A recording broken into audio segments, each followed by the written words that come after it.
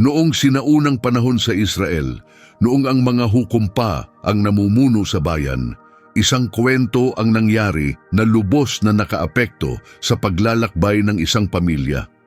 Hindi ito simpleng kwento ng dalamhati at hirap, kundi isang salaysay ng mahahalagang desisyon, matatag na pananampalataya at pag-ibig na lumampas sa hangganan ng kultura.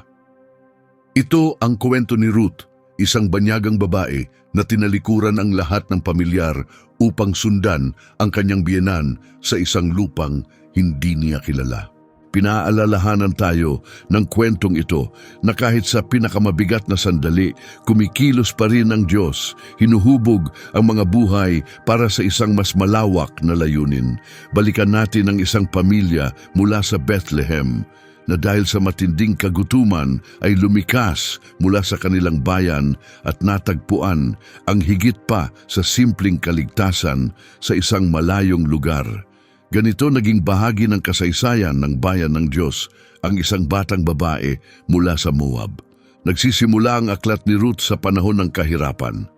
Gaya ng sinasabi sa Ruth 1:1, noong panahon ng mga hukom, tinamaan ng matinding taggutom ang lupain isang lalaki mula sa Bethlehem sa Huda.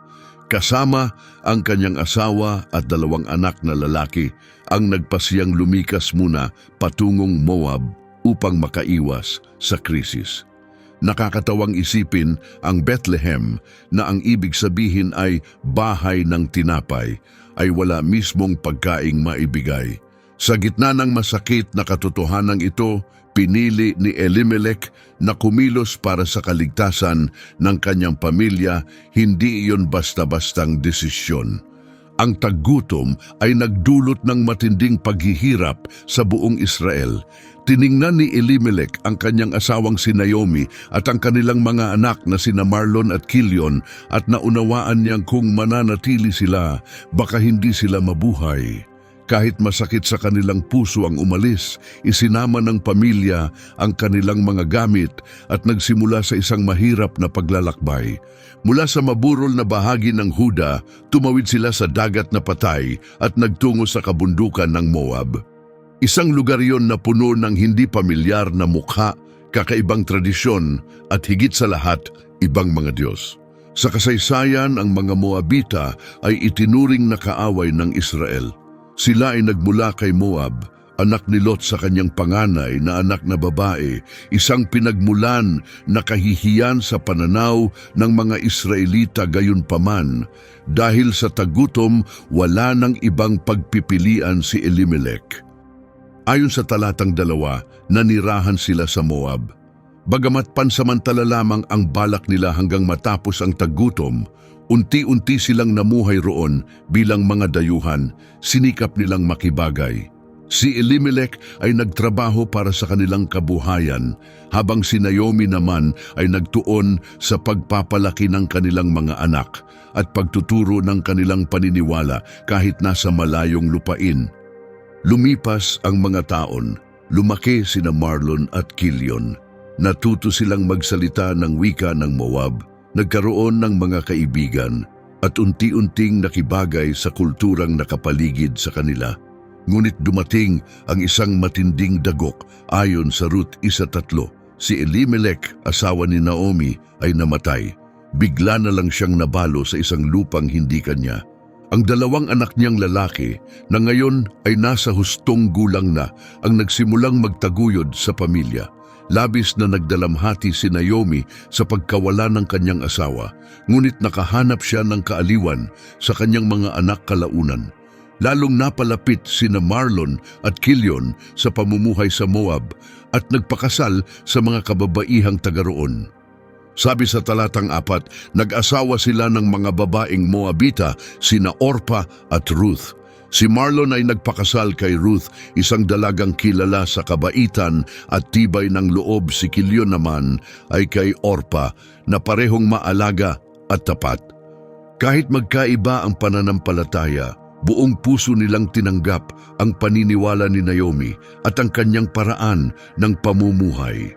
Naging bahagi sila ng pamilya nang may bukas na loob at natutunan ang maraming bagay. tungkol sa mga kaugaliang Israelita. Sa gabay ni Naomi, tahimik silang namuhay bilang isang pamilya. Ang mga manugang ni Naomi ay katuwang sa araw-araw na gawain, tumutulong sa bahay at sa isa't isa. Sama-sama silang bumuo ng matibay at suportadong pamilya, ngunit muling nabasag ang katahimikan ng isa na namang trahedya. Namatay sina Marlon at Kilion. Ayon sa talatang 5, naiwan si Naomi na wala na ang kanyang 2 anak at asawa. Isa na namang dagok ang dumaan sa kanyang buhay. Una ang kanyang asawa, ngayon naman ay kapwa anak niyang lalaki. Hindi sinabi kung ano ang sanhi ng kanilang kamatayan. Sakit ba ito, aksidente o iba pa, hindi natin alam. Ang alam lang natin, muling dumating ang pagdadalamhati at napakabigat nito. Sina Naomi, Ruth at Orpa ay pawang mga balo na. Hindi lang bahay ang kanilang pinagsasaluhan, kundi pati matinding dalamhati. Bumagsak ang mundo ni Naomi. Wala na siyang asawa, wala na rin siyang mga anak ni mga apo. Tanging ang kanyang 2 manugang na kapwa nagluluksa. Sa banyagang lupain, nagkapit-bisig ang 3 babae para sa kaaliwan, ngunit walang katiyakan ang kanilang hinaharap. Noong panahon niyon, madalas ay nakasalalay sa asawa o anak na lalaki ang ikabubuhay ng isang babae. Nang mawalan ng mga lalaki sa kanilang pamilya, lalo silang naging marupok. Sa hirap pumasok si Naomi sa panahon ng matinding kalungkutan. Mabigat ang gabi sa dalamhati at ang bawat umagay paalala ng kanyang mga nawala. Pagkatapos may dumating na munting pag-asa. Gaya ng sabi sa Ruth 1:6, narinig ni Naomi na muli na namang pinagpala ng Panginoon ang kanyang bayan sa Israel at may pagkain na roon. Sa balitang ito, nagsimulang maghanda si Naomi at ang kanyang mga manugang para sa pagbabalik sa kanilang bayan. Tapos na ang taggutom, muling nagdala ng kasaganaan ng Diyos sa lupain ng Huda. Para kay Naomi, isa itong senyales. Pagkalipas ng halos 10 taon sa Moab, naramdaman niyang panahon na para bumalik sa kanyang bayan. Wala na siyang dahilan upang manatili sa banyagang lugar. Mahirap man ang desisyon na pagpasyahan niyang umalis. 10 taon na siyang nakatira sa Moab. Doon namatay at inilibing ang kanyang asawa at mga anak. Ang lupang iyon ay puno ng alaala, masaya man o malungkot. Ngunit muling tumawag sa kanya ang Bethlehem. Baka roon ay mayroon pa siyang kamag-anak, matagal ng kaibigan at pamilyar na mga mukha mula sa kanyang kabataan.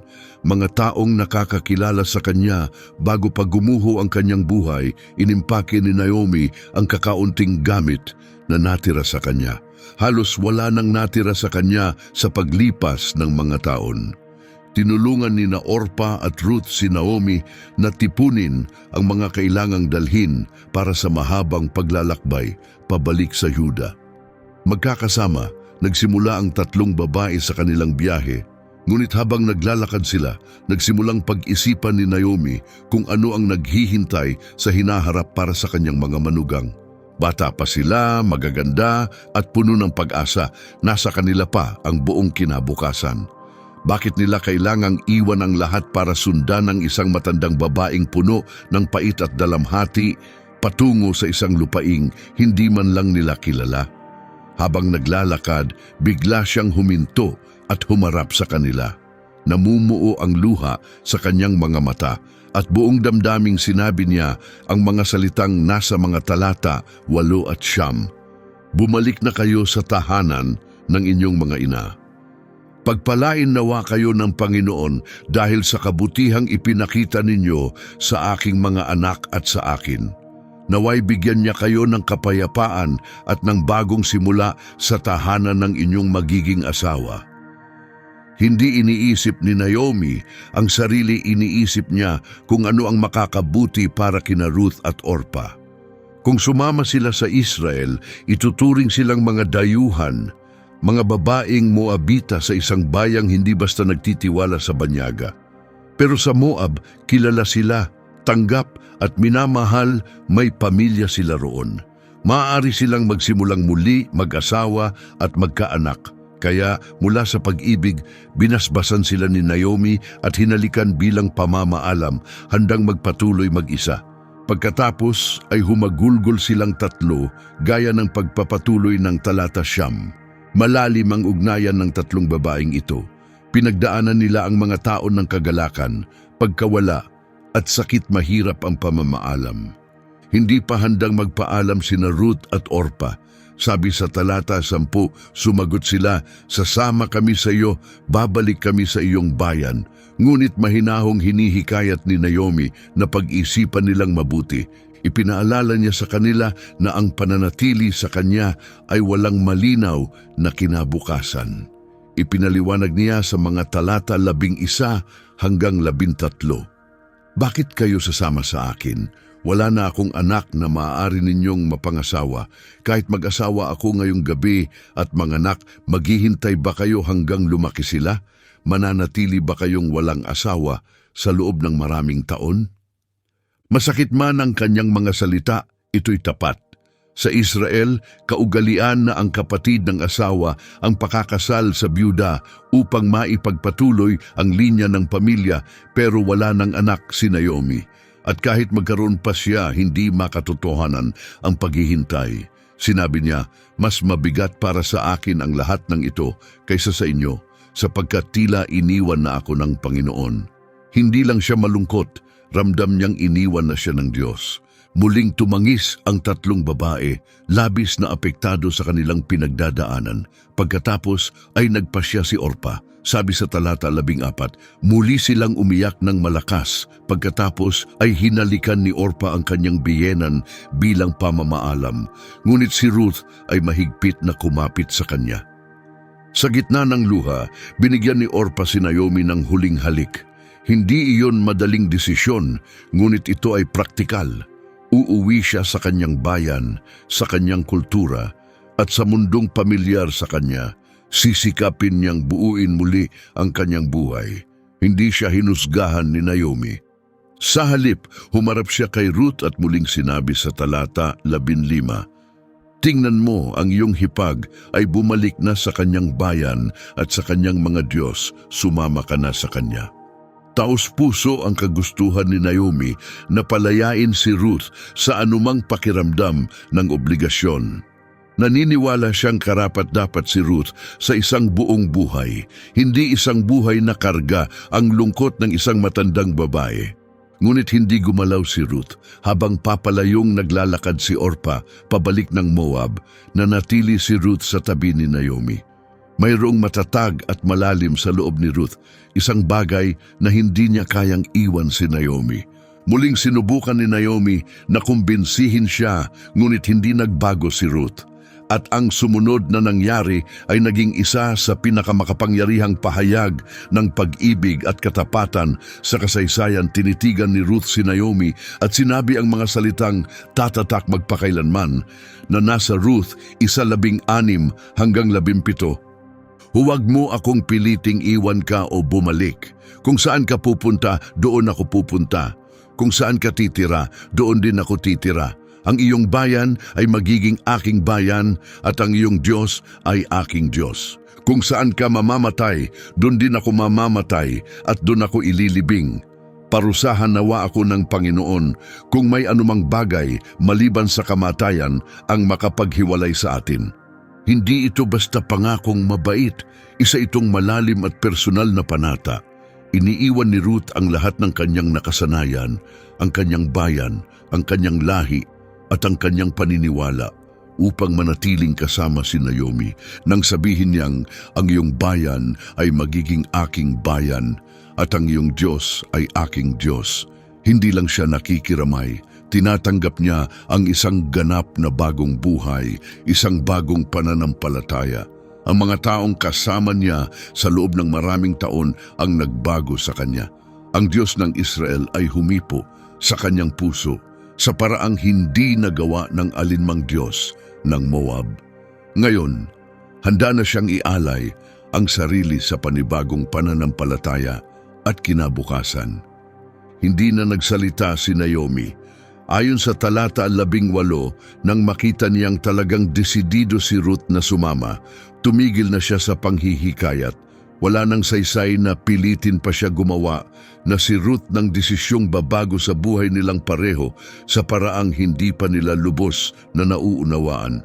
Kaya magkasamang nagpatuloy sa paglalakbay ang dalawang babae, ang isa'y matanda at pagod sa dalamhati, ang isa'y bata at matatag sa kanyang pananampalataya, mahaba at mahirap ang daang tinahak nila mula Moab patungong Bethlehem. Kailangan nilang maglakad ng humigit kumulang 80 kilometro sa gitna ng disyerto at matatarik na burol. Mapanganib ang biyahe, lalo na para sa dalawang babaeng naglalakbay ng mag-isa. Walang lalaking kasama upang sila'y ipagtanggol, kaya bukas sila sa panganib ng mga magnanakaw o mas masahol pa. Naglakad sila tuwing araw, nagpapahinga kapag masyadong mainit. Sa gabi, humihinto sila kung saan pwedeng makasilong, pinaghahatian ang kakaunting pagkaing mayroon sila. Habang naglalakad, ikinuwento ni Naomi ang tungkol sa Bethlehem, kung paano ito noon bago dumating ang taggutom, kung sino ang maaaring nandoon pa at kung anong uri ng buhay ang maaaring naghihintay sa kanila. Tahimik na nakikinig si Ruth habang nagsasalita si Naomi. Sinusubukang mailarawan sa isip ang magiging buhay sa bagong lugar na iyon. Sa bawat hakbang, marahil iniisip ni Ruth ang lahat ng iniwan niya. Ang kanyang tahanan, ang kanyang mga kaanak, ang mga alaala ng pagkabata at lahat ng pamilyar at komportable. Papunta si Ruth sa isang lupain kung saan siya'y magiging dayuhan, isang Moabita sa gitna ng mga Israelita. Karaniwan, tinitingnan ng mababa ng mga Israelita ang mga Moabita. Itinuturing silang mula sa isang kahiyahiyang pinagmulan at sumasamba sa ibang mga Diyos, ngunit hindi umurong si Ruth. Mas matibay ang kanyang katapatan kay Naomi kaysa sa anumang takot sa maaaring mangyari. Sa kaibuturan ng kanyang puso, maaaring naramdaman niyang ang paglalakbay na ito ay hindi lamang basta paglipat ng lugar. Tila ba siya'y tumutungo sa isang mas malalim na layunin, isang bagay na may mas malaking kahulugan. Habang lumilipas ang mga araw, papalapit sila ng papalapit sa Juda. Unti-unting nagbago ang tanawin. Ang mga burol ng Moab ay napalitan ng matatarik na bundok ng Huda. Sa wakas, matapos ang maraming araw ng paglalakad, bumungad sa kanila ang bayan ng Bethlehem.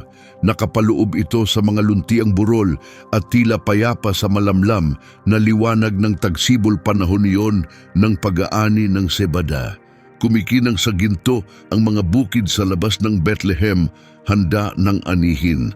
Para kay Naomi, ang tanawing ito ay pamilyar ngunit masakit. Bayan niya ito, ngunit bumabalik siya bilang isang taong ganap ng nagbago. Gaya ng sinasabi sa Ruth 11:9, magkasama silang naglakad hanggang sa makarating sa Bethlehem. At nang sila'y dumating sa Bethlehem, nabalita ito sa buong bayan, sinabi ng mga babae, si Naomi ba ito? Hindi lihim ang kanilang pagdating, maliit lang ang Bethlehem at magkakakilala ang mga tao. Marami pa rin ang nakaalala kay Naomi bilang asawa ni Elimelech, ang babaeng umalis ng bayan noong panahon ng taggutom. Ngayon ay bumalik siya, hindi nakasama ang kanyang pamilya, kundi may kasamang isang batang babaeng Moabita. Kumalat ang tanong. Lumabas ang mga tao, nagbubulungan at nagtuturo. Siya ba talaga si Naomi? Tanong nila sa isa't isa. Ang babaeng kanilang nakita ay tila tumanda, lupaypay sa dalamhati at paglipas ng panahon, halos hindi makilala. Narinig ni Naomi ang kanilang mga bulong at naramdaman ang hapdi ng kanilang mga matang nagtatanong. 10 taon na ang lumipas, puno ng saya at sakit. Hindi na siya ang dating babae at ayaw niyang tratuhin na parang pareho pa rin siya. Sa talata 20, sumagot si Naomi, "Huwag ninyo akong tawaging Naomi," sabi niya, "tawagin ninyo akong Mara, sapagkat ginawang mapait ng makapangyarihan ang aking buhay." Ang ibig sabihin ng Naomi ay kaaya-aya, ngunit hindi na niya ito naramdaman sa kanyang buhay. Hiniling niyang tawagin siyang Mara, na ang ibig sabihin ay mapait. Salamin ng matinding pagbabagong dinanas niya. Hindi niya itinago ang kanyang hinagpis. Sa talata 21, ipinagpatuloy niya, "Umalis akong puno, ngunit ibinalik ako ng Panginoon na walang dala. Bakit niyo pa ako tatawaging Naomi? Saksi ang Panginoon laban sa akin at ang makapangyarihan ay nagdala ng kapighatian sa akin." Ibinuhos ni Naomi ang kanyang sakit ng walang pag-aalinlangan. Nang siya'y umalis sa Bethlehem, may asawa siya, 2 anak at pangarap para sa hinaharap. Ngayon, bumalik siyang wala ng lahat ng iyon, tanging isang batang manugang na banyaga ang kasama niya. Sa paningin ni Naomi na wala na ang lahat sa kanya, hinubaran siya ng Diyos ng lahat ng mayroon siya. Tahimik na nakinig ang mga tagabayan, damang-dama ang lalim ng kanyang kalungkutan. May ilang matatandang babae na dating nakakakilala kay Naomi ang lumapit at nagbigay ng kaaliwan. Ramdam nila ang bigat ng kanyang hinanakit at marahil ay nagsisi sila na hindi nila ito natulungan noong panahon ng kagipitan. Samantala, tahimik na nakatayo si Ruth sa tabi ni Naomi, pinagmamasdan ang lahat. Ito na ngayon ang kanyang mga kababayan. Ang bayang ito, ang mga kalye na hindi niya alam ay magiging tahanan niya. Bagamat ramdam niya ang mga matang mapagmatiyag at ang mga tahimik na paghuhusga, taas noo siyang tumayo. Pinili ni Ruth ang buhay na ito at hindi siya magdadalawang isip na natili siyang matatag sa tabi ni Naomi. Ang huling talata ng kabanata, Ruth 1:22 ay nagsasabing, "Kaya't bumalik si Naomi at kasama niya si Ruth na Moabita, ang kanyang manugang na nagbalik mula sa lupain ng Moab, at dumating sila sa Bethlehem sa simula ng pag-aani ng Sebada." May lalim ang detalyeng ito. Dumating sila sa simula ng pag-aani ng Sebada, panahon ng bagong simula. Ang tagsibol sa Israel ay higit pa sa pananim. Panahon din ito ng pagdiriwang, kabilang ang pista ng Paskua, paalala ng pagliligtas ng Diyos at pag-asa. Ngunit para kina Naomi at Ruth, ang panahong ito ay puno ng kawalan ng katiyakan. Sila'y 2 balo na walang asawa o lalaking kamag-anak na magtatanggol sa kanila. Sa parehong kultura ng Israel at Moab, ang mga babae ay karaniwang umaasa sa mga lalaki, ama, asawa o anak para sa suporta. Kung wala ang mga ito, napakahirap mabuhay. Kailangan nila ng matutuluyan. Maaaring may naiwan pang lupa si Naomi sa Bethlehem, ngunit hindi tiyak kung naangkin na ito ng iba habang sila'y wala. Ang mas mahalaga, kailangan nila ng pagkain. Ibig sabihin, kailangan nilang maghanap ng mapagkakakitaan. Sa kabutihang palad, may batas sa Israel na nagbibigay ng kaunting tulong para sa mga tulad nila. Isa sa mga ito ay ang pagtipon ng mga nalaglag na ani o gleaning. Ibig sabihin, habang anihan, ipinag-uutos sa mga manggagawa na huwag kuhanin ang lahat ng butil. Ang mga nahulog ay dapat iwan para sa mga may hirap, balo at dayuhan. Sabi sa Levitico 23:22, "Kapag kayo'y aani ng inyong lupa, huwag ninyong anihin hanggang sa dulo ng bukid o tipunin ang mga nalaglag. Iwanan ninyo ito para sa mga dukha at dayuhan." Para kina Ruth at Naomi, ang batas na ito ang magiging pag-asa nila sa mga susunod na araw. Nagsimula na ang anihan at kasama nito ang pag-asa na makahanap sila ng pagkain at paraan para mabuhay sa unang gabi nila sa Bethlehem. Habang naghahanap ng kahit anong masisilungan, marahil tahimik silang nag-usap, sinusubukang pagplanuhan ang kanilang susunod na hakbang. Sanay sa pagtatrabaho si Ruth, kaya malamang ay agad siyang nag-alok na siya na ang mamumulot ng pagkain. Si Naomi naman, nakabisado ang kaugalian ng kanyang bayan, ay ipinaliwanag marahil kung paano ginagawa ang gleaning. At doon nagtapos ang kanilang unang araw sa Bethlehem, Pagod mula sa mahabang paglalakbay, kaharap ang isang hinaharap na puno ng tanong, ngunit may pakiramdam na para bang sa wakas ay nakabalik sila sa lugar kung saan sila dapat naroroon. Para kay Naomi, ang pagbabalik ay may halong saya at lungkot. Ang bawat kanto ay may alaala ng kanyang nakaraang buhay. Para kay Ruth, ito'y simula ng isang bagong kabanata, puno ng mga mukhang hindi niya kilala, kaugalian na hindi pa niya alam at mga hamon na hindi pa niya alam kung paano haharapin. Ngunit siya'y determinado. Bago pa lubusang sumikat ang araw kinabukasan, gising na si Ruth. Silangaw niya si Naomi na mahimbing pang nagpapahinga at tahimik na nagpasya na panahon na upang kumilos. Kailangan nilang kumain at puno na ng hinog na sibada ang mga bukid. Nagsimula na ang panahon ng pag-aani at ito na ang tamang oras para kumilos. Sa Israel, nagbigay ang Diyos ng utos upang mapangalagaan ang mga pinakanangangailangan, ang mga dayuhan, mga balo at mga mahihirap. Malinaw itong nakasaad sa Levitico 19, talata 9 hanggang 10.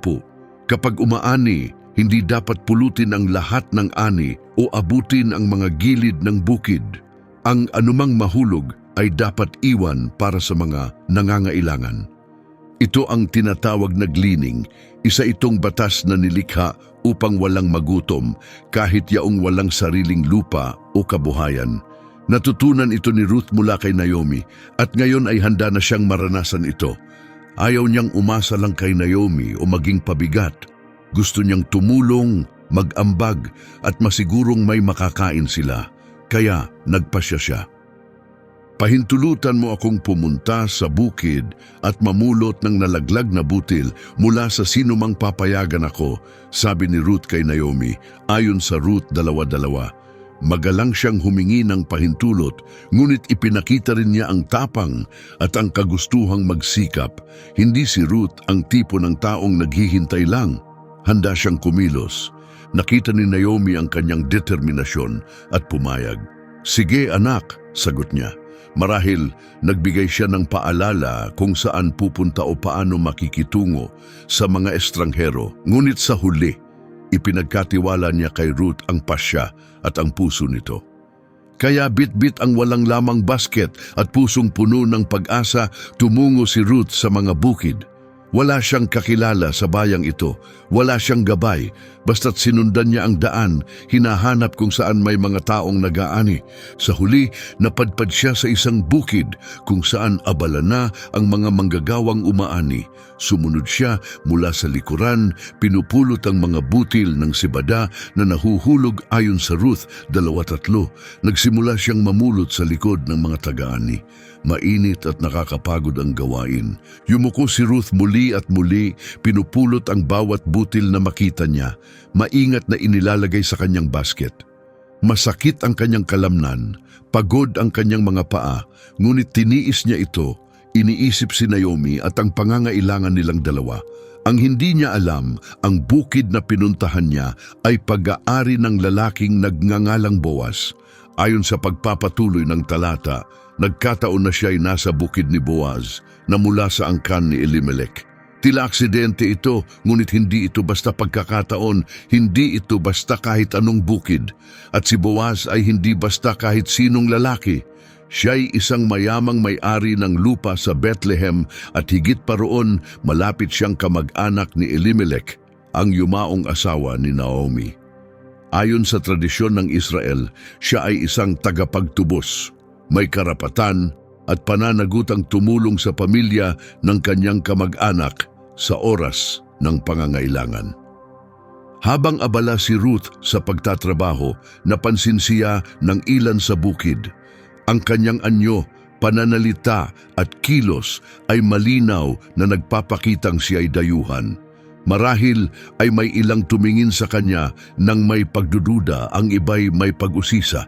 Ngunit hindi ito pinansin ni Ruth. Nakatuon siya sa kanyang gawain, tahimik at masinop sa pagpulot ng bawat butil na makita. Hindi siya nagpapahinga, hindi nagrereklamo. Nakatayo siya buong umaga, patuloy sa pagtipon. Dumating at umalis ang ibang mamumulot, ngunit nanatili si Ruth. Kalaunan, napansin pa ito ng tagapangasiwa na namamahala sa bukid kung paanong halos hindi nagpapahinga si Ruth. At sa tila tamang oras, dumating si Boaz upang tingnan ang ani-isa lang iyong karaniwang araw para sa kanya, hanggang sa mapansin niya ang isang hindi pamilyar na babae na kasamang namumulot. Galing sa bayan si Boaz at binati niya ang kanyang mga manggagawa ng may kabaitan. "Sumainyo nawa ang Panginoon," sabi niya, at sumagot sila, "Pagpalain ka rin ng Panginoon," ayon sa Ruth 2:4. Ipinapakita nito na si Boaz ay hindi lang taong may katayuan, kundi may mabuting pagkatao at pananampalataya rin. Iginagalang niya ang kanyang mga manggagawa at iginagalang din siya ng mga ito. Habang naglalakad siya sa gitna ng mga taga-ani, may isang bagay na nakatawag ng pansin niya. Isang dalagang hindi niya kilala ang abala sa pamumulot. May kakaiba sa kanya, sa kanyang kilos, sa kanyang tiyaga, sa tahimik ngunit matibay niyang lakas. Nausisa si Boaz at tinanong ang tagapangasiwa, "Sino ang babaeng iyon?" Ruth 2:5. Isang simpleng tanong, ngunit ito ang magiging simula ng pagbabagong magbabago ng mga buhay. Ipinaliwanag ng tagapangasiwa ang kanyang nalalaman. Siya ang Moabitang kasama ni Naomi na bumalik mula sa Moab, sagot niya. Magalang siyang nagpaalam kung maaari siyang mamulot sa likod ng mga taga-ani at mula pa kaninang umaga ay nagtatrabaho na siya. Sandali lang siyang nagpahinga sa silungan, Ruth 2:6-7. Hindi lang ipinakilala ni Boaz si Ruth, pinuri rin ang kanyang ugali at kasipagan. Ipinakita niya ang kababaang loob sa paghingi ng pahintulot at masipag siyang nagtrabaho ng tuloy-tuloy. Malaki ang sinasabi nito tungkol sa kanyang pagkatao. Narinig na ni Boaz na bumalik si Naomi sa Bethlehem. Alam niya na siya ang byuda ni Elimelech. At ngayon, sa sarili niyang bukid, nakita niya ang dalagang nanatili sa tabi ni Naomi. Ang Moabitang ang katapatan ay nagsimulang kumalat sa mga tao.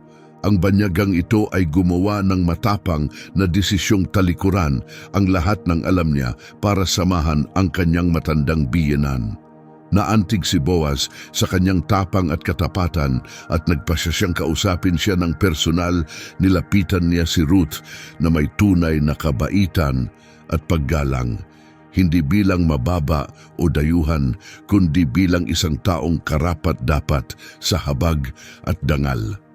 "Makinig ka, anak," sabi ni Boaz sa kanya, ayon sa Ruth 2:8. "Huwag ka nang magpunta sa ibang bukid upang mamulot. Dito ka na lang at makisama sa mga babaeng namumulot para sa akin." Hindi lang pinayagan ni Boaz si Ruth na mamulot sa kanyang bukid, inaanyayahan pa niya itong manatili roon. Binibigyan siya ng proteksyon at ng aliwalas ng pagkapit sa mga babaeng nagtatrabaho para sa kanya. Sa talata 9, sinabi ni Boaz, "Tumingin ka lamang sa bukid kung saan nag-aani ang mga lalaki at sumunod ka sa mga babae. Sinabihan ko na ang mga lalaki na huwag kang gagalawin. At kung ikaw ay mauuhaw, malaya kang uminom mula sa mga tapayan na pinuno ng aking mga tauhan." Hindi lang basta pahintulot ang inialok ni Boaz, sinasadya niyang tiyakin ang kaligtasan ni Ruth. Para sa isang dayuhang babae sa gitna ng mga lalaking manggagawa, mahalaga ang proteksyong iyon. Bukod pa rito, siniguro rin ni Boaz na may inuming tubig si Ruth. Isang simpleng kilos, ngunit makapangyarihan sa init ng araw. Nabigla si Ruth sa kabutihang hindi niya inaasahan. Ang inaasahan lang niya ay ang mapayagang mamulot, hindi ang tanggapin ng may pabor. Ayon sa kaugalian noon, yumuko siya ng mababa.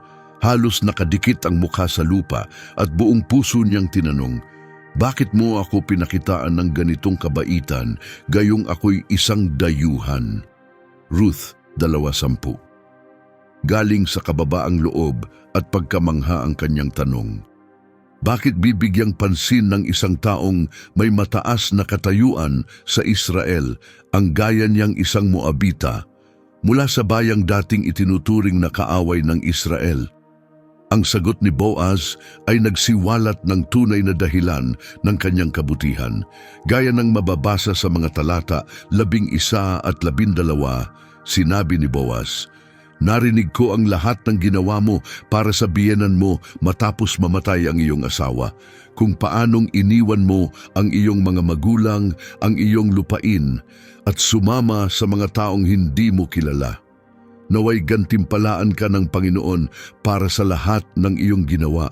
Naway pagpalain ka ng sagana ng Diyos ng Israel na siyang pinili mong pakanlungan." Hindi basta kabaitan lang ang ipinakita ni Boaz. Ito ay tugon sa tapat na katapatan at sakripisyo na ipinamalas ni Ruth. Narinig niya ang kwento ni Ruth, kung paanong tinalikuran niya ang kanyang tahanan at pagkakakilanlan upang samahan si Naomi at maghanap ng kanlungan sa ilalim ng Diyos ng Israel. Nangusap si Ruth na pukaw sa kanyang sinabi at tumugon ng may kababaang loob. "Sana'y patuloy mong ipagkaloob sa akin ang iyong pabor, Ginoo." Sabi niya, "Pinalakas mo ang loob ko at kinausap mo ako ng may kabaitan, kahit hindi man lang ako kasing halaga ng isa sa iyong mga utusan." Alam niyang napakalaking karangalang natanggap niya at hindi niya ito binabaliwala. Maaaring doon na sana nagtapos ang usapan, ngunit hindi pa tapos ang kabutihang loob ni Boaz. Nang dumating ang oras ng pagkain, inanyayahan niya si Ruth na kumain kasama ng iba, ayon sa talata 14. Nang oras na ng pagkain, sinabi ni Boaz kay Ruth, "Halika rito, kumain ka ng tinapay at isawsaw mo ito sa suka." Umupo siya kasama ng mga manggagawa at binigyan siya ni Boaz ng inihaw na butil. Kumain siya hanggang sa mabusog at may natira pa. Hindi karaniwan ang ganitong paanyaya. Ang isang tagapulot, lalo na kung dayuhan, ay hindi basta tinatanggap sa hapag ng may-ari ng lupa. Ngunit tinrato siya ni Boaz na tila pamilya. Tiniyak na hindi lang siya makakakain, kundi higit pa sa kailangan niya, ang kanyang kabaitan ay lumampas sa inaasahan. Pagkatapos ng pagkain, patuloy pa ring inalagaan ni Boaz si Ruth. Habang bumalik ito sa pamumulot, tahimik siyang nagbigay ng tagubilin sa kanyang mga tauhan ayon sa mga talata 15 at 16. "Hayaan ninyong mamulot siya kahit sa gitna ng mga bungkos at huwag ninyo siyang pagalitan.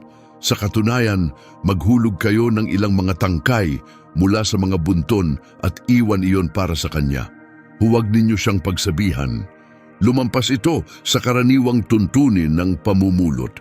Hindi lang basta pinayagan ni Boaz si Ruth na mamulot, sinadya niyang iwanan ang dagdag na butil para sa kanya, ngunit ginawa niya ito ng maingat upang mapanatili ang dignidad ni Ruth. Patuloy pa ring magtatrabaho si Ruth para sa pagkain, ngunit uuwi siya ng higit sa inaakala niya. Kaya't nanatili si Ruth sa bukid hanggang sa gumabi, masipag na nagtatrabaho sa ilalim ng araw. Nang matapos siya at salain ang mga butil na nakalap, umabot ito sa halos 1 efa ng sebada.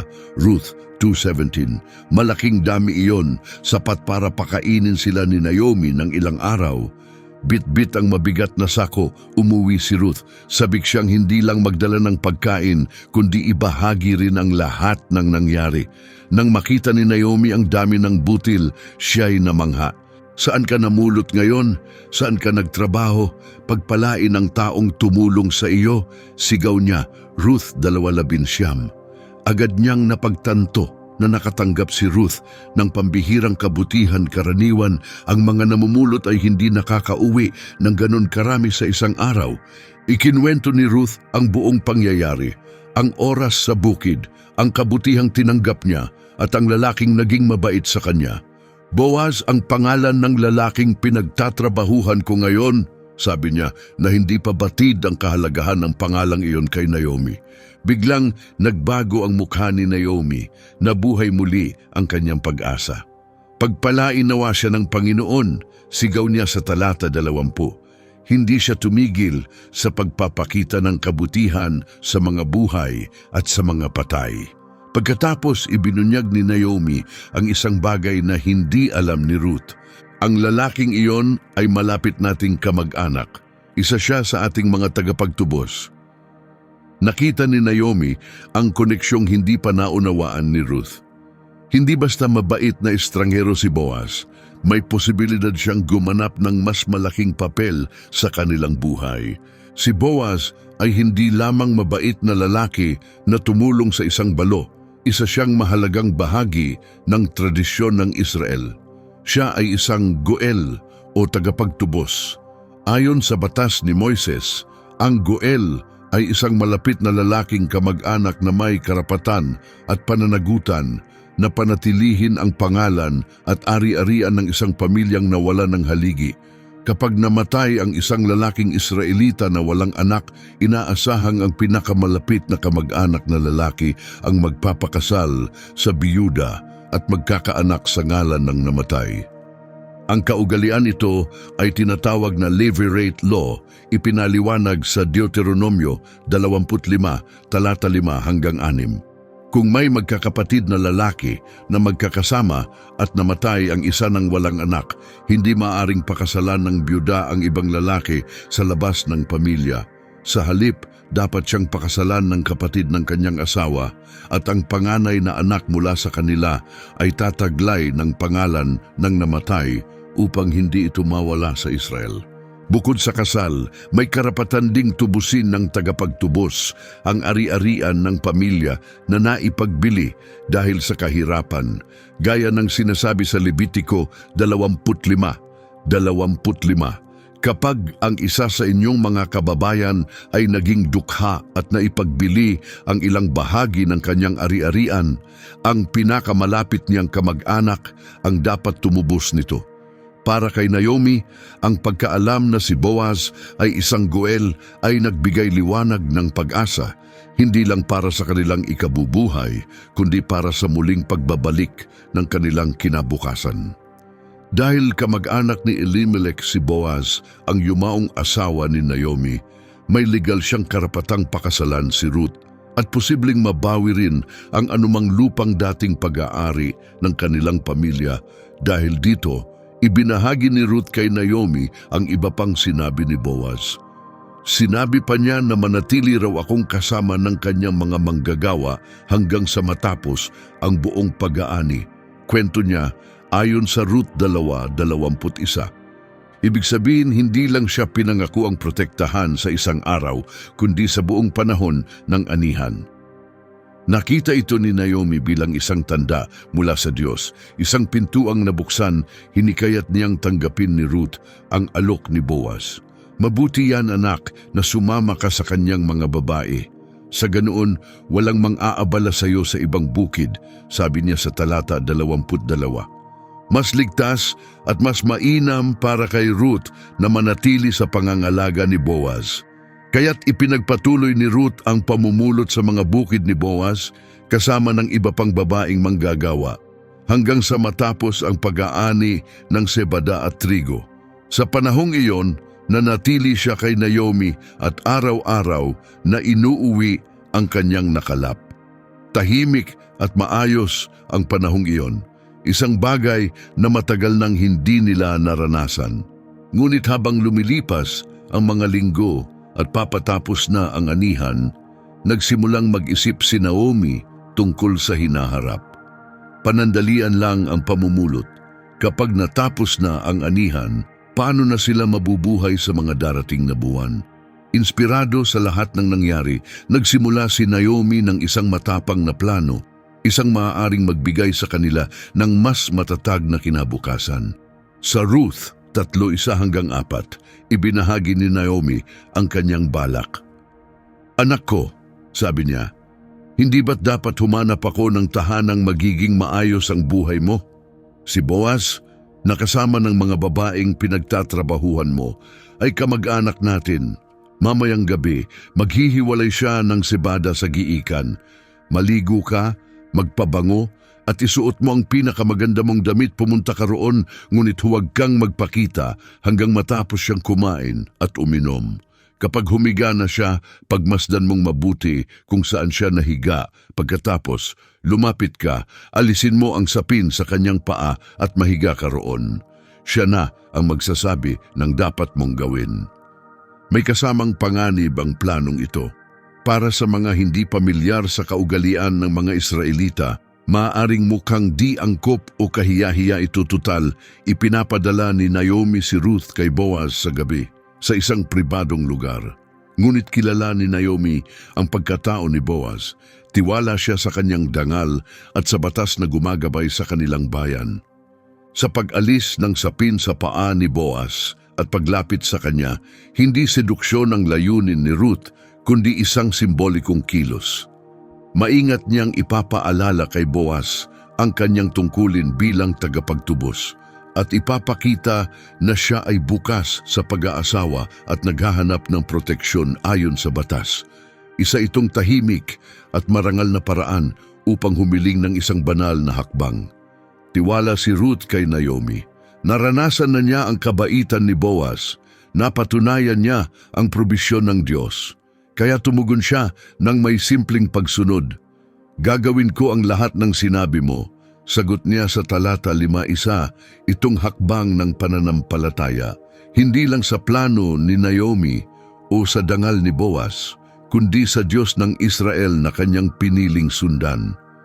Habang natatapos na ang anihan, naging masaya ang panahon ng paghihiwalay ng Sebada. Si Boaz, bilang may-ari, ang nangangasiwa sa prosesong ito.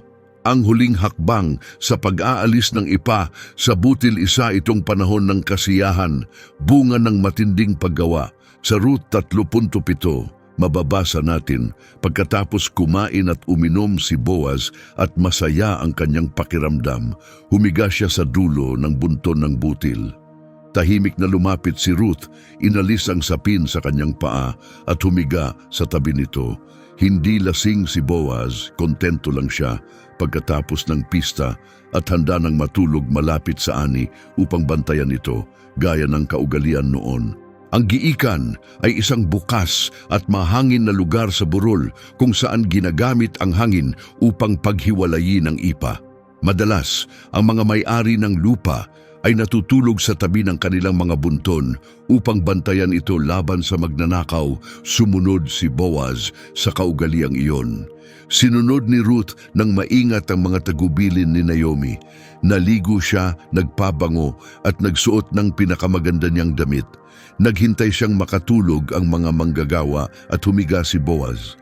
Pagkatapos, dahan-dahan siyang lumapit, inalis ang sapin sa paa ni Boaz at humiga sa tabi nito. Sa panahong ito, maaring pakinggan itong kahina-hinala, ngunit sa kanilang kultura, ito'y isang marangal na kilos. Mapagpakumbaba niyang hinihiling kay Boaz na ikalat ang iyong balabal sa akin.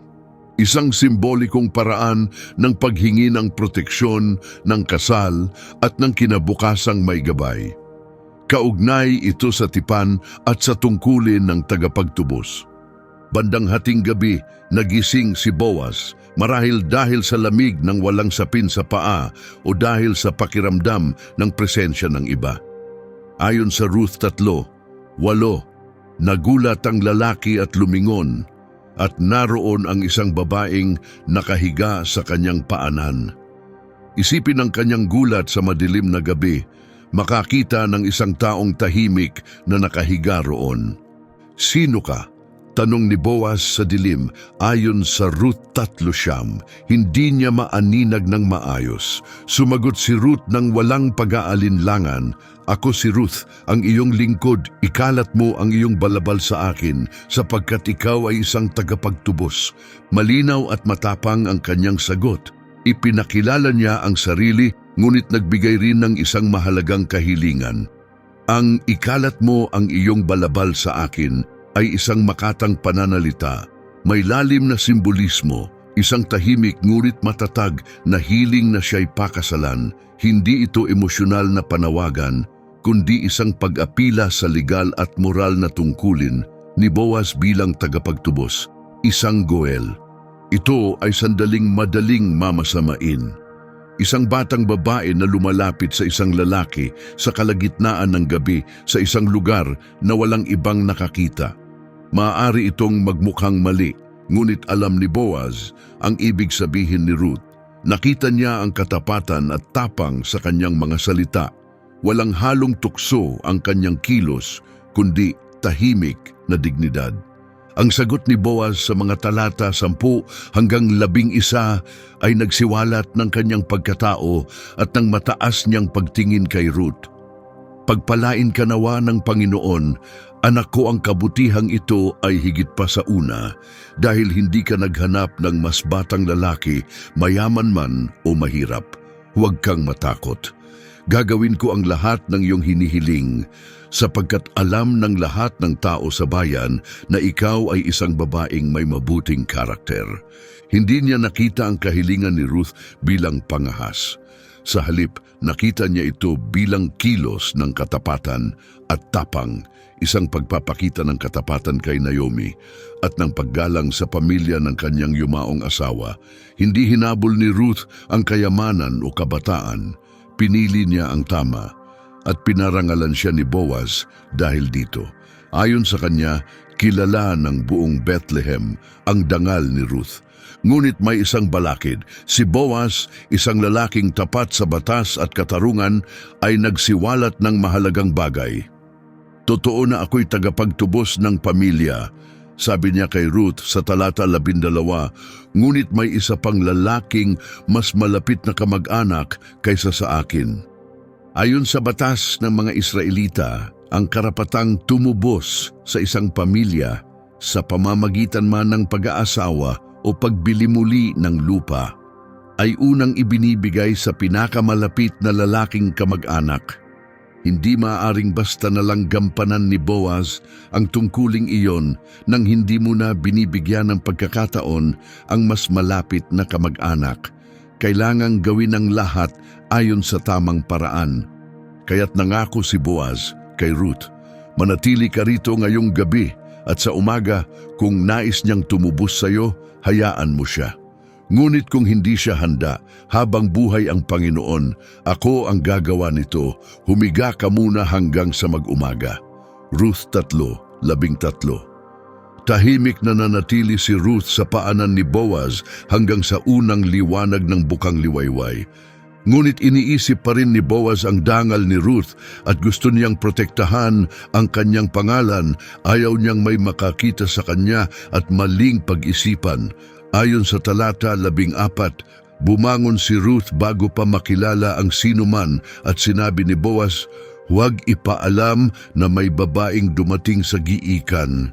Bago umalis si Ruth, inabutan siya ni Boaz ng isang mapagbigay na kaloob. Iabot mo sa akin ang balabal na suot mo, sabi niya. Inabot ito ni Ruth at nilagyan ni Boaz ng 6 na takal ng sebada at ipinatong sa kanyang balikat. Ruth 3:15. Hindi ito basta kabaitan lang. Isa itong tanda ng patuloy niyang pag-aalaga kay Ruth at kay Naomi, anuman ang maging pasya ng kamag-anak. Umuwi si Ruth, dala ang pagkain at pag-asa. Ang kanilang lihim na pagtatagpo ay puno ng panganib, ngunit nagtapos ito sa katiyakan at pangako. Ngayon, ang lahat ay nakasalalay sa kung paano haharapin ni Boaz ang susunod na hakbang. Maaga kinabukasan, dumiretso si Boaz sa pintuang bayan. Sa sinaunang Israel, ang pintuang bayan ay higit pa sa daanan. Ito ang sentro ng buhay ng komunidad. Dito dinidinig ang mga usaping legal, ginagawa ang mga kasunduan at pinapatotohanan ng matatanda. Alam ni Boaz na ito ang tamang lugar upang ayusin ang usaping ito. Ayon sa Ruth 4:1-2, umupo si Boaz sa pintuan ng bayan at dumaan nga ang isa pang tagapagtubos. Tinawag siya ni Boaz, kaibigan, halika at maupo ka rito. Kaya't sumama ang lalaki. Pagkatapos, tinipon ni Boaz ang 10 matatanda ng bayan at pinaupo silang saksi. Hindi tinukoy ang pangalan ng kamag-anak marahil dahil sa bandang huli, tatanggihan niya ang tungkulin bilang tagapagtubos at kaya't hindi na naalaala ang kanyang pangalan sa kasaysayan. Ngunit marespeto siyang hinarap ni Boaz at maayos ang lahat ng ginawa niya. Mahalaga ang bilang na 10, ito ang nagsilbing garantiya na ang usapan ay pampubliko at legal. Siniguro ni Boaz na ang lahat ay bukas at malinaw sa harap ng bayan. Nang naroroon na ang lahat, binuksan ni Boaz ang usapan. Sinabi niya, "Si Naomi na bumalik mula sa Moab ay ipinagbibili ang lupang pag-aari ng ating kamag-anak na si Elimelech. Naisip kong ipaalam ito sa iyo upang bigyan ka ng pagkakataong tubusin ito sa harap ng mga saksi. Kung nais mong bilhin, gawin mo. Ngunit kung hindi, sabihin mo agad upang malaman ko ikaw ang may unang karapatan, ako ang susunod." Ruth 4:3-4. Sa puntong ito, lupa lamang ang binanggit ni Boaz. Ayon sa batas ng Israel, kung mawalan ng lupa ang isang pamilya dahil sa kahirapan, ang isang malapit na kamag-anak ay maaaring at inaasahang tutubos nito upang manatili ito sa loob ng angkan isa ito sa mga pangunahing tungkulin ng isang goel o tagapagtubos. Nakita ng kamag-anak ang pagkakataong mapalawak ang kanyang ari-arian at agad siyang tumugon, "Tutubusin ko ito." Ruth 4:4. Hindi siya nag-atubili, ngunit hindi pa niya alam ang buong detalye. Handa na sana siyang gampanan ang tungkulin kung lupa lang ang usapan. Ngunit sinabi na ni Boaz ang mahalagang bagay na sadyang itinabi niya hanggang sa huli. "Kapag binili mo ang lupa kay Naomi," sabi ni Boaz, "kailangan mo ring pakasalan si Ruth na Moabita. Siya ay balo ng yumaong lalaki at bahagi ito ng pagpapanatili ng pangalan at alaala ng kanyang asawa." Ang sandaling ito, ayon sa talata 5, ang tunay na naging punto ng pagbabago. Nilinaw ni Boaz, hindi hiwalay ang lupa. Kasama nito ang responsibilidad na pakasalan si Ruth upang ang magiging anak nila ay magdala ng pangalan at pamana ng yumaong si Marlon. Ibig sabihin, ang magiging anak ni Ruth ay hindi legal na ituturing na anak ng bagong asawa. Siya'y tatawagin sa pangalan ni Marlon, hindi ng kanyang tunay na ama. At ang lupang tinubos ay sa batang iyon mapupunta hindi sa mga anak ng lalaki mula sa sarili niyang pamilya. Lubos nitong binago ang pananaw ng kamag-anak. Ang dating magandang oportunidad, karagdagang lupa, ay naging isang pabigat. Kailangan niyang gumastos para sa isang ari-arian na hindi naman mapapamana sa kanyang sariling mga anak. Kaya't diretsahan siyang tumugon, "Hindi ko ito matutubos. Maaaring malagay sa alanganin ang sarili kong mana. Ikaw na lang ang tumubos. Hindi ko ito magagawa." Ruth 4:6. Kaya't umatras ang lalaki at hinayaang si Boaz ang gumanap sa tungkulin. Isinagawa ito sa paraang pampubliko ayon sa tradisyon ng panahon noong panahong iyon sa Israel upang tapusin ang isang kasunduan sa lupa. Aalisin ng isang tao ang kanyang sandalyas at ibibigay ito sa kapwa bilang simbolo ng kasunduan. Ito ang nakasaad sa talata 7. Kaya inalis ng kamag-anak ang kanyang sandalyas at ibinigay ito kay Boaz na nagsabing, "Ikaw na ang tumuloy." Ipinapakita sa talata 8 ang simbolismo. Sa pag-aabot ng sandalyas, opisyal na ibinigay ng kamag-anak kay Boaz ang legal na karapatang maging tagapagtubos. Nang wala ng hadlang, humarap si Boaz sa mga matatanda at sa mga taong naroon. Maliwanag niyang sinabi, "Ngayon, kayo'y mga saksi. Binili ko mula kay Naomi ang lahat ng pag-aari ni na Elimelech, Kilion at Marlon. At kinuha ko si Ruth na Moabita, ang balo ni Marlon, upang maging aking asawa. Ginagawa ko ito upang ang pangalan ng yumaong lalaki ay manatili kasama ng kanyang ari-arian at hindi mawala sa kanyang angkan o sa kanyang bayan. Kayo ang mga saksi ngayon." Ngunit may isang hadlang. Ipinahayag ni Boaz, isang lalaking may malasakit sa katarungan at sa batas, ang isang mahalagang katotohanan. Totoo, ako ay isang tagapagtubos, sabi niya kay Ruth sa talata 12. Ngunit may isa pang mas malapit na kamag-anak kaysa sa akin. Ayon sa batas ng Israel, ang karapatang tumubos sa isang pamilya sa pamamagitan ng kasal o pagbili ng lupa ay una munang ibinibigay sa pinakamalapit na lalaking kamag-anak. Hindi maaaring basta gampanan ni Boaz ang tungkulin kung hindi muna bibigyan ng pagkakataon ang taong iyon. Kailangang gawin ng lahat sa tamang paraan. Kaya't nangako si Boaz kay Ruth, manatili ka rito ngayong gabi at bukas ng umaga kung nais kaniyang tubusin, hayaan mo siya. Ngunit kung hindi siya papayag, habang buhay ang Panginoon, ako ang gagawa nito. Humiga ka muna rito hanggang umaga. Ruth 3:13. Nanatili si Ruth sa paanan ni Boaz hanggang sa bukang liwayway. Ngunit bilang paggalang sa dangal ni Ruth, nais ni Boaz na mapangalagaan ang kanyang reputasyon, ayaw niyang may makakita at maling humusga. Ayon sa talata 14, bumangon si Ruth bago makilala ng sinuman ang kahit sino at sinabi ni Boaz, huwag ipaalam na may babaeng pumunta sa giikan. Bago umalis, binigyan siya ni Boaz ng isang mapagbigay na kaloob. Iabot mo ang balabal na suot mo, sabi niya. Inabot ito ni Ruth at nilagyan niya ito ng 6 na takal ng sebada at ipinatong sa kanyang balikat. Ruth 3:15. Isa itong senyales ng kanyang patuloy na pag-aalaga kina Ruth at Naomi, anuman ang maging pasya ng iba pang kamag-anak.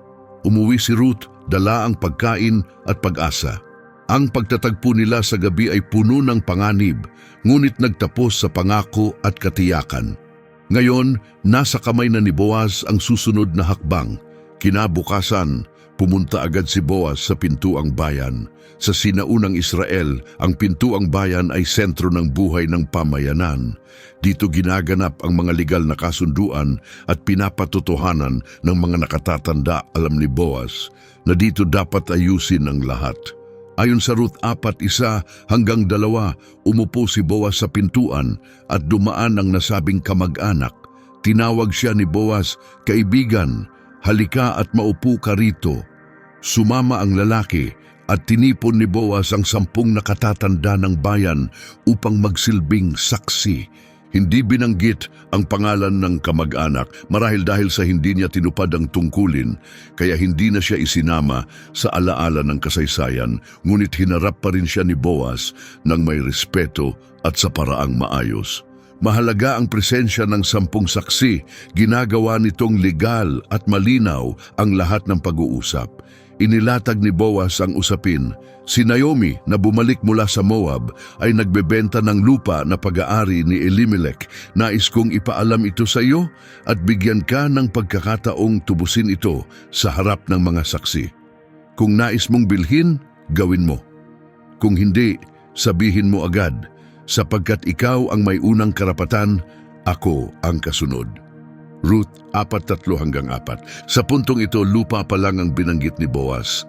Ayon sa batas ng Israel, ang nawawalang lupa ay dapat tubusin ng malapit na kamag-anak upang manatili sa pamilya. Bahagi ito ng tungkulin ng isang goel, isang tagapagtubos. Agad sumagot ang kamag-anak, tutubusin ko ito. Ruth 4:4. Ngunit hindi pa niya alam ang buong kondisyon. Handa sana siyang gampanan ang tungkulin hanggang lupa lang ang usapan. Ngunit sinabi na ni Boaz ang mahalagang detalye. Sa pagbili mo ng lupa kay Naomi, kailangan mo ring pakasalan si Ruth na Moabita, ang balo ni Marlon. Kailangan mong panatilihin ang pangalan at pamana ng kanyang yumaong asawa. Ruth 4:5. Ito ang puntong nagbago ang lahat. Ipinakita ni Boaz na ang lupa ay hindi dumarating ng mag-isa. Kasama nito ang responsibilidad ng kasal upang magpatuloy ang pangalan ni Marlon. Ang anak na isisilang ay ituturing na anak ni Marlon, hindi ng bagong asawa. At sa kalaunan, ang lupa ay mapupunta sa batang iyon, hindi sa sariling mga anak ng lalaki. Biglang nag-iba ang pananaw ng kamag-anak. Ang dating magandang oportunidad ay naging panganib sa kanyang sariling mana, kaya't diretsahan siyang tumanggi. Hindi ko ito maaaring tubusin, maaaring mapahamak ang sarili kong mana. Ikaw na lang ang tumubos. Ruth 4.6. Kaya tumatras siya at pinayagan si Boaz na gampanan ang tungkulin. Ayon sa kaugalian, upang pagtibayin ang kasunduan, ang isang tao ay aalisin ang kanyang sandalyas at ibibigay ito sa kapwa bilang tanda ng kasunduan. Ruth 4:7-8. Ibinigay ng kamag-anak ang kanyang sandalyas kay Boaz at sinabing, "Ikaw na ang tumubos." Sa pag-aabot na iyon, opisyal ng si Boaz ang tagapagtubos. Tumayo siya sa harap ng mga nakatatanda at ng buong bayan at malinaw na sinabi, "Ngayon kayo ay mga saksi. Binili ko mula kay Naomi ang lahat ng pag-aari ni na Elimelech, Kilion at Marlon. At kinuha ko si Ruth na Moabita, ang balo ni Marlon, upang maging aking asawa, upang manatili ang pangalan ng yumaong lalaki sa kanyang lupa at sa kanyang bayan. Kayo ang mga saksi ngayon." Hindi lang legal na transaksyon ang ginawa ni Boaz, ipinakita rin niya ang kanyang katapatan kay Ruth at ang kanyang respeto sa alaala ni Marlon. Sinunod niya ang batas, pati ang layunin sa likod nito, ang panatilihin ang pangalan ni Marlon sa pamamagitan ng kanyang balo at magiging anak. Masaya ang mga tao. Sa Ruth 4:11-12, sinabi ng mga nakatatanda at ng buong bayan, "Kami ang mga saksi. Pagpalain nawa ng Panginoon ang babaeng papasok sa iyong tahanan tulad ni na Raquel at Leah na kapwa nagtayo ng sambahayan ng Israel. Magtagumpay ka nawa sa Efrata at maging tanyag sa Bethlehem. At sa pamamagitan ng anak na ibibigay ng Panginoon sa babaeng ito, naway maging tulad ng sambahayan ni Perez na isinilang ni Tamar kay Huda." Ipinantay nila si Ruth kina Raquel at Leah, mga dakilang babae sa kasaysayan ng Israel. Isa itong matinding pagpapakita ng respeto. Hindi na siya tinuring na dayuhan, kundi bahagi ng dakilang salinlahi ng Israel. Binanggit din nila si Tamar at si Perez, isang paalala ng isa pang pambihirang kwento kung paanong nanatiling buhay ang isang angkan sa kabila ng hirap. Matapos ang kasunduan sa pintuang bayan, malaya nang magpakasal sina Boaz at Ruth. Lahat ay formal na at pinagpala ng buong komunidad. Ang nagsimula sa pamumulot ng butil ay nauwi sa kasal na aalalahanin ng mga henerasyon. Ayon sa Ruth 4:13, naging asawa ni Boaz si Ruth. Walang detalyeng ibinigay tungkol sa seremonya, ngunit malinaw ang pagkakaisa nila sa batas at sa puso si Boaz, isang iginagalang na lalaki sa Bethlehem. At si Ruth, isang dating banyagang Moabita, ay ngayon ay mag-asawa. Bagamat tila imposibleng magtagpo ang kanilang mga landas, ang kasalang ito ay may mahalagang papel sa hinaharap ng Israel at ng buong mundo. Ayon sa kasunod ng talata, pinagsama sila ni Boaz at pinagpala ng Panginoon, kaya't nagdalang tao si Ruth at nagsilang ng isang anak na lalaki. Isang espesyal na tanda ng pagpapala ng Diyos ang pagbubuntis na ito. Matagal nang kasal si Ruth kay Marlon, ngunit hindi sila nagkaanak. Hindi direktang binanggit ang pagkabaog, ngunit ang pagkakaroon niya ngayon ng anak ay lalong naging makahulugan. Nang isilang ang sanggol, hindi lang sina Boaz at Ruth ang nagdiwang, kasama rin si Naomi. Nagtipon ang mga kababaihan sa bayan upang batiin siya. Pinuri nila ang Panginoon at sinabi na hindi siya pinabayaan ng Diyos na walang tagapagtubos. Sabi nila, "Magbibigay siya sa iyo ng bagong buhay at aalagaan ka sa iyong pagtanda, sapagkat ang iyong manugang na nagmamahal sa iyo at higit pa sa 7 anak na lalaki ang siyang nagsilang sa kanya." Ruth 4:14-15. Kapansin-pansin na si Naomi ang binati, hindi lang sina Boaz at Ruth. Ayon sa kultura, ang anak na isinilang sa ilalim ng batas ng levirate marriage ay itinuturing na anak ng namatay, na magpapatuloy sa kanyang pangalan at pamana.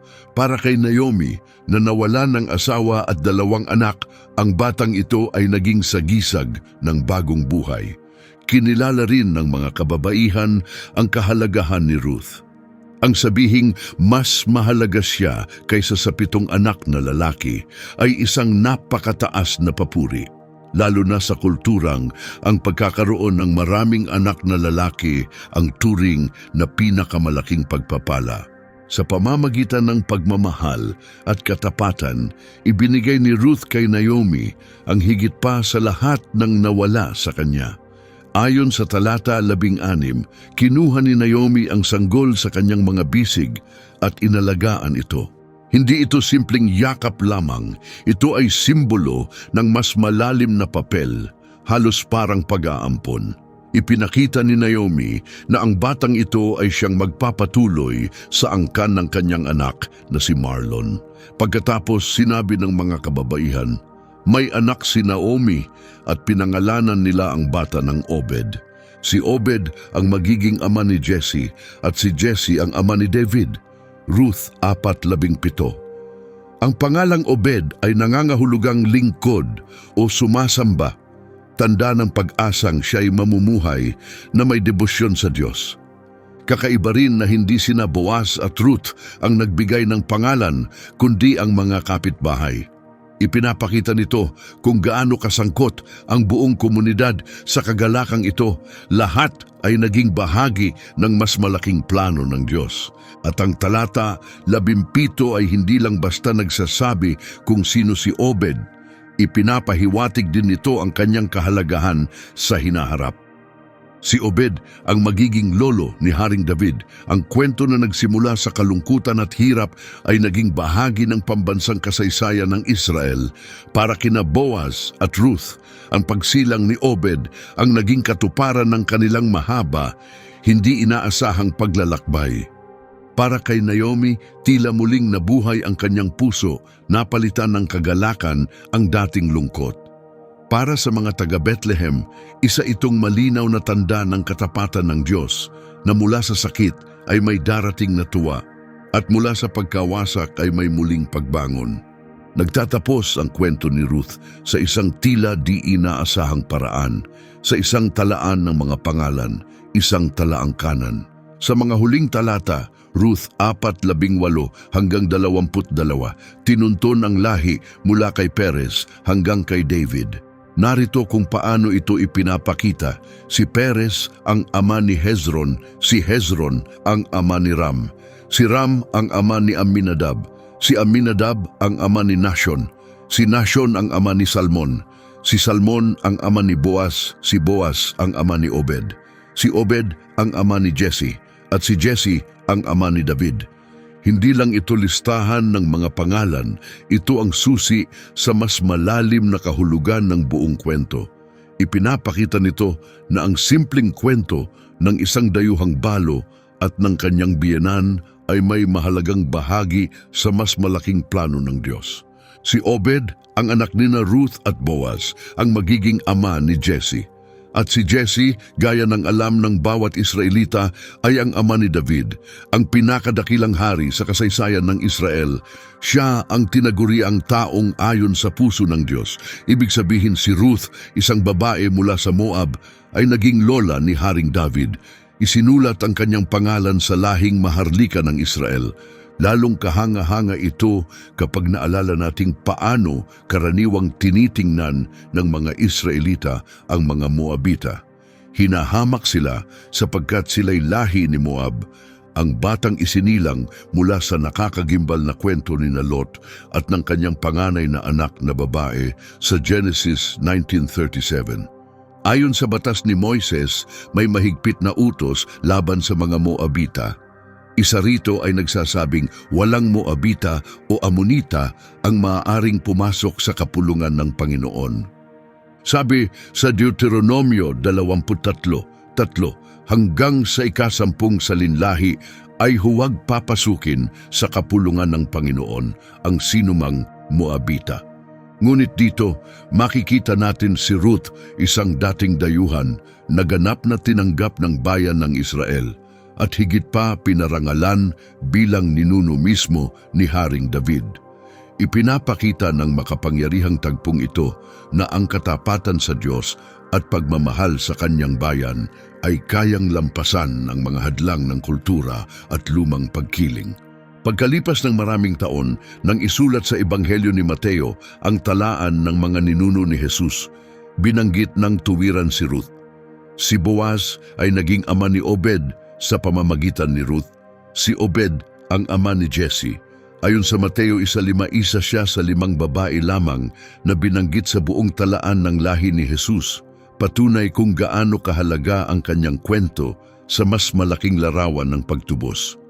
Ang pagkapasok niya sa angkan ni Jesus ay nagtuturo sa atin ng ilang makapangyarihang katotohanan na madalas gamitin ng Diyos ang mga taong hindi pinapansin, na ang tunay na pagiging kabilang sa pamilya ng Diyos ay hindi nakabatay sa lahi, kundi sa pananampalataya, at na mula pa noon, maingat na isinasaayos ng Diyos ang mga pangyayari upang matupad ang kanyang ganap na plano. Ang kwento ni Ruth ay hindi lamang isang nakaantig na bahagi ng nakaraan. Ito'y puno ng lalim na espiritual na patuloy na nagbibigay inspirasyon. Isa sa pinakamalakas na mensahe nito ay na ginagamit ng Diyos ang mga taong hindi inaasahan upang gumawa ng mga dakilang bagay. Si Ruth ay isang dayuhan, isang Moabita, isang itinuring na hindi karapat-dapat pumasok sa sambahayan ng pagsamba sa Israel. Wala siyang posisyon, wala siyang impluwensya, wala siyang kayamanan, ngunit pinili siya ng Diyos na maging bahagi ng lahing magdadala sa tagapagligtas ng mundo. Ayon sa 1 Korinto 1:27 hanggang 28, pinili ng Diyos ang mga bagay na kahangalan sa paningin ng mundo upang hiyain ang marurunong. Pinili niya ang mahihina upang hiyain ang malalakas. Pinili niya ang mga bagay na hinahamak ng mundo upang ibagsak ang mga inaakalang makapangyarihan. Ang pagkakasama ni Ruth sa lahi ni Jesus ay paalala na ang plano ng Diyos ay laging bukas para sa lahat, hindi lamang para sa iisang bansa, gaya ng sinabi niya kay Abraham sa Genesis 12:3. Sa pamamagitan mo, pagpapalain ko ang lahat ng sambahayan sa lupa. At sa pamamagitan ni Ruth, nagsimulang magkatotoo ang pangakong iyon. Siya ay naging sulyap ng mangyayari sa pahayag 7, kung kailan ang mga tao mula sa bawat tribo, bansa at wika ay titipon sa harap ng trono ng Diyos. Ipinapakita rin ng kwento ang maganda at malinaw na pagkakatulad ni Boaz at Jesus. Si Boaz ang naging tagapagtubos ni Ruth. Nagbayad siya ng halaga upang makuha ang lupa at pakasalan siya. Ibinalik ang nawala. Sa parehong paraan, ibinigay ni Jesus ang lahat upang tubusin tayo mula sa kasalanan at bigyan tayo ng bagong buhay na walang hanggan sa Kanya. Ayon kay Pablo sa Efeso 1:7, sa Kanya tayo'y tinubos sa pamamagitan ng Kanyang dugo at napatawad sa ating mga kasalanan ayon sa kasaganaan ng Kanyang biyaya. Si Boaz ay may karapatang tumubos dahil siya ay malapit na kamag-anak. Sa parehong paraan, naging tao si Jesus, ating kapatid sa laman, upang siya'y ganap na makapagtubos sa atin. Sabi sa Hebreo 2:11, ang nagpapabanal at ang mga pinapabanal ay iisang pamilya, kaya't hindi ikinahihiya ni Jesus na tawagin silang kanyang mga kapatid. Isa pang makapangyarihang tema sa kwento ni Ruth ay ang tahimik ngunit tiyak na kilos ng kamay ng Diyos. Parang nagkataon lang ang lahat na si Ruth ay napadpad sa bukid ni Boaz, na dumating siya sa Bethlehem sa panahon ng anihan, na nagkita sila ni Boaz sa giikan at natumanggi ang unang tagapagtubos. Ngunit wala sa mga ito ang aksidente. Ang lahat ng pangyayaring ito, tila maliliit na sinulid, ay pinagdugtong-dugtong ng Diyos upang buuin ang kanyang dakilang layunin. Ang mga bagay na tila pagkakataon ay talagang gabay ng Diyos. Sabi sa Kawikaan 16, Siyam, ang tao ay nagbabalak sa kanyang puso, ngunit ang Panginoon ang nagtutuwid ng kanyang mga hakbang. Iyan ang buod ng paglalakbay ni Ruth. Ipinapaalala rin ng kanyang kwento na kahit ang mga munting desisyon ng pananampalataya ay maaaring mag-iwan ng panghabang buhay na epekto. Nang sabihin ni Ruth kay Naomi, ang iyong bayan ay magiging aking bayan at ang iyong Diyos ay aking Diyos. Wala siyang ideya na ang katapatang iyon ay magdadala sa kanya sa mismong lahi ng Mesyas. Ang desisyon niyang manatili kay Naomi at sundin ang Diyos ng Israel ay nagbunga ng mas malawak na bunga kaysa sa kanyang inaakala. Sa parehong paraan, ang ating mga simpleng desisyon na manatiling tapat araw-araw ay maaring magdala ng malalim at pangmatagalang bunga. Ayon kay Jesus sa Lucas 16:10, ang mapagkakatiwalaan sa maliit ay mapagkakatiwalaan din sa malaki. Ngunit ang hindi tapat sa maliit ay hindi rin tapat sa malaki. Isinabuhay ni Ruth ang katotohanang isinulat ni Apostol Pablo sa Roma 8:28.